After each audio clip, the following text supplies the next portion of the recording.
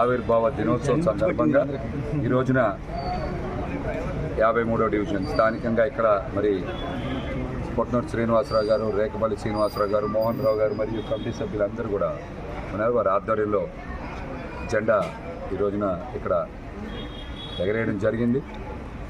ఈ 11వ ఆవిర్భావ దినోత్సవం సందర్భంగా జనసేన పార్టీ విజయవాడ నగర అధ్యక్షుడిగా జనసేన పార్టీ విజయవాడ నాయకులకి, వీర మహిళలకి, జన సైనికులకి, పెద్దలు, అదేవిధంగా మా పార్టీ అధ్యక్షులు పవన్ కళ్యాణ్ గారికి మరి 11వ ఆవిర్భావ దినోత్సవ శుభాకాంక్షలు తెలియజేస్తాం. పవన్ కళ్యాణ్ గారు పార్టీని అనేక ఇబ్బందుల మధ్య, ఒడిదుడుకుల మధ్య, ప్రతికూల పరిస్థితుల మధ్య పార్టీని ఏర్పాటు చేశారు.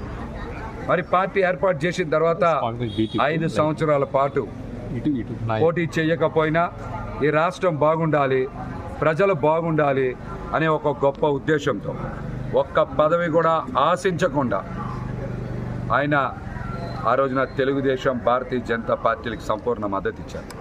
ఈ రాష్ట్రంలో అధికారంలోకి రావడానికి ఆయన ఎంతో కష్టపడ్డారు, కృషి చేశారు.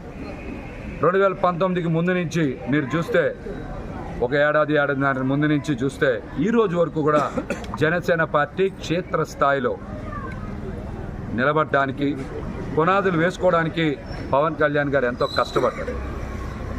అన్ని ప్రతికూల పరిస్థితులే కదా.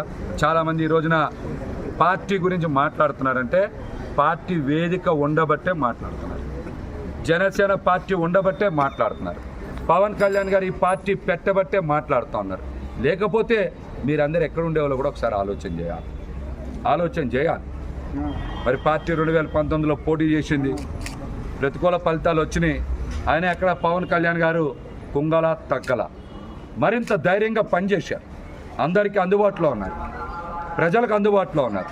ఈ రాష్ట్రం అభివృద్ధి చెందాలని ఆకాంక్షించారు. పార్టీని క్షేత్రస్థాయిలో నిర్మాణం చేసే దిశగా మీరు చూస్తే స్థానిక సంస్థల ఎన్నికల్లో 1,00,000 మందికి పైగా కొత్త వాళ్ళని పోటీలో నిలబెట్టారు.